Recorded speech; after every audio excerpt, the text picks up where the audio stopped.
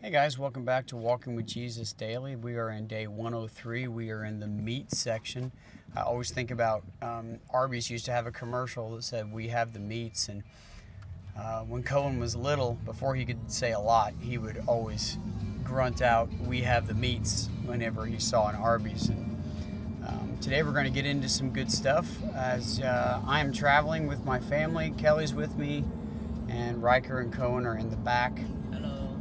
And we are on our way to a golf tournament together. I took a day off of work, which is rare, and we are just enjoying some family time and some time in the car. The boys have been in their Bible studies.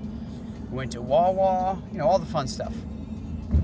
But today, in day 103, the meat section, we are talking about Jesus catching much more than fish.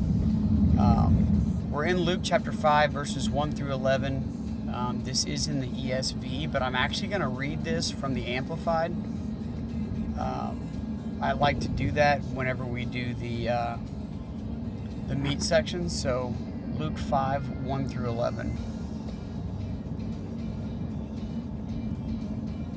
That's what it reads. Now it had happened that, I added the word "add" in there. I don't know why. Now what happened was, Now it happened that while Jesus was standing by the lake of Gennesaret, which was also known as Lake Tiberias, or Sea of Tiberias, one of the two, which was also known as the Sea of Galilee. So anytime you hear those things, it's always the same. All right?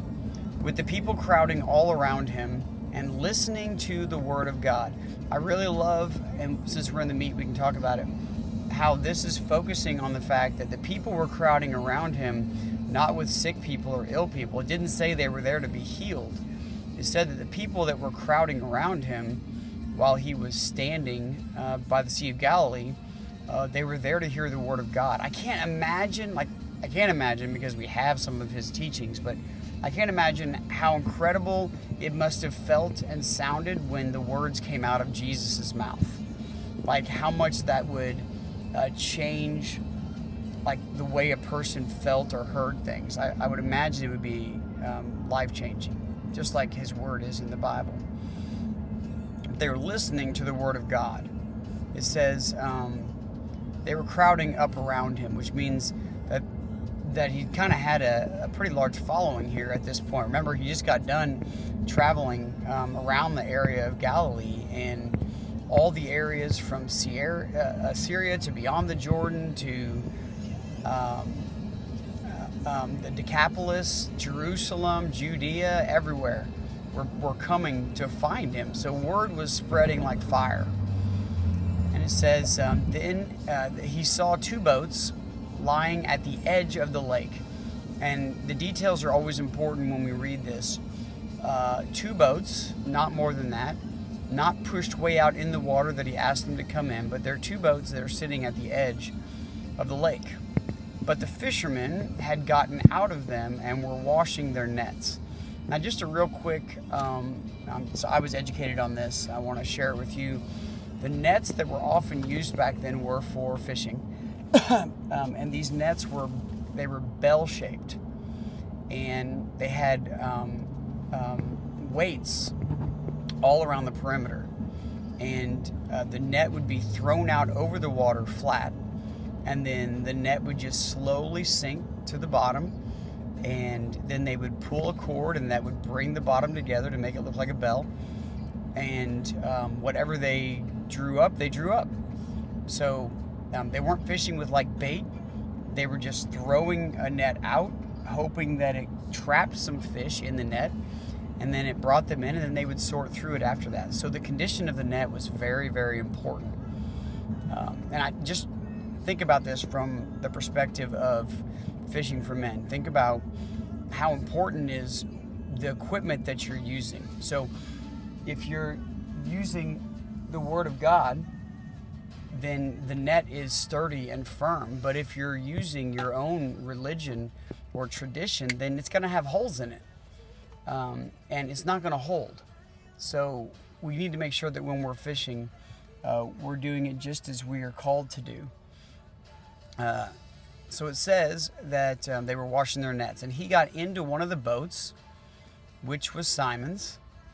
So we know now one of the fishers that are there, it's Simon Peter. And once he got into Simon's boat, he asked him to put out a little distance from the shore. So once again, being very specific, he asked Simon to get him out a little bit away from the people.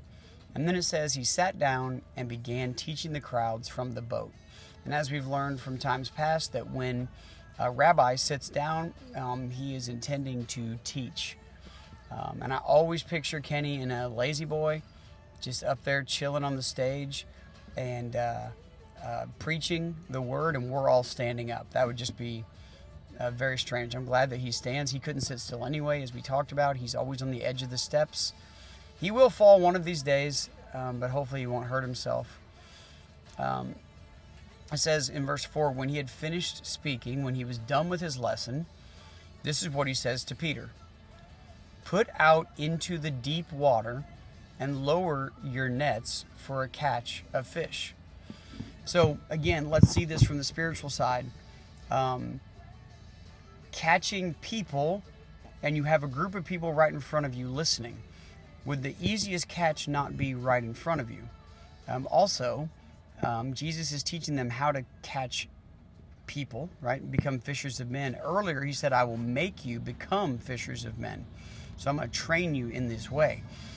And even though I love The Chosen, and it's great, it's slightly inaccurate in how it depicts this, but it might have been the best way that they could do it. But it says to put out into deep water, not shallow water, deep water, and lower your nets for a catch. And Peter's probably like, I just cleaned the nets. Like, couldn't you said this like 10 minutes earlier? And this is Peter's reply. Master, we worked hard all night to the point of exhaustion and caught nothing in our nets. Now, in the ESV version, it puts an exclamation point here and then begins a new sentence. In the Amplified version, it just continues on the sentence. It says, but at your word, I will do as you say and lower the nets again. So he's essentially looking up at Jesus and he's saying, okay, just clean the nets. You just asked me to push out. I'm exhausted. I've done this all night. We caught nothing. We're supposed to be supplying food for you. We're supposed to be making a living off this, and we caught nothing. And we prayed to God all night and caught nothing. And now look where we are. We still have nothing. So I'll go do it, but I'm just telling you that I've already done it. I'm telling you that I've already tried here and there's no fish. But even with all that said, he does exactly what he's asked. It says, when they had done this, when they did exactly what Jesus asked, not like part of it, not like, hey, let's just throw it out here, we're close enough. When they went to Jesus, where Jesus told them to go, and they did exactly what Jesus told them to do, and they didn't tell Jesus about the hotter spots of fishing, and they didn't tell Jesus about the better places to go, and they didn't tell Jesus that he's not really a fisher, that they've been doing this their whole life, and he's not. He's a carpenter. Why would a carpenter tell a fisherman how to do his job? It says, when they had done this, exactly like he asked, they caught a great number of fish. And their nets that they were mending to make sure they were okay at the beginning of this, right? Their nets are fine. Were at the point of breaking.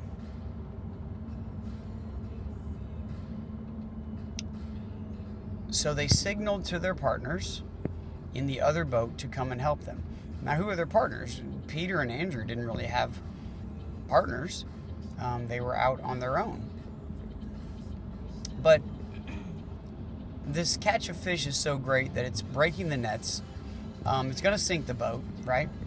And they're yelling to their partners to come over. It says, and they came and filled both of the boats with fish so that they began to sink.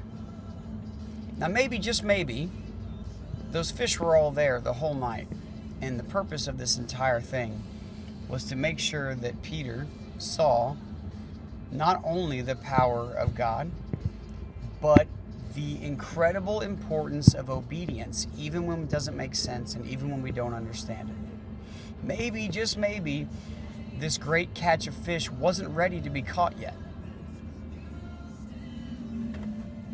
Maybe faith needed to be tested before fish were caught. But either way, they catch so many fish that their boats are sinking. There's 2 of them. And it says this in verse 8. When Simon Peter saw this, he fell down at his knees, and he said, "Go away from me, for I am a sinful man, O Lord." For he and all his companions were completely astounded at the catch of fish which they had taken. And so were James and John, sons of Zebedee, who were partners with Simon Peter. So now we have Peter, Andrew, James, and John. We have Jesus. Doesn't mention Andrew, but Andrew was a fisherman who worked with Peter. And these guys are good at what they do. And they caught nothing. All night, nothing. Now, why did Peter say these words? Why was he so amazed at what Jesus had done? He'd already seen a demon cast out of a human. He'd already seen water turned into wine. He had already heard the incredible teachings of Jesus, and he found out about the officer's son who was healed when Jesus wasn't even there. So, isn't fish kind of like no big deal? Well, this reminds me of a conversation that I just had with my son in the back seat, because we're talking, and we're just talking about jobs and growing up and whatnot, and he's always had dreams of becoming a PGA Tour golfer. And Cohen has said the same thing. And I've told the boys, I said, I really want you guys to have a job that is low stress. And he says, how can there be anything more stressful, or how do you say that this is a low stress job, playing on the PGA Tour? It's got to be one of the highest stress jobs.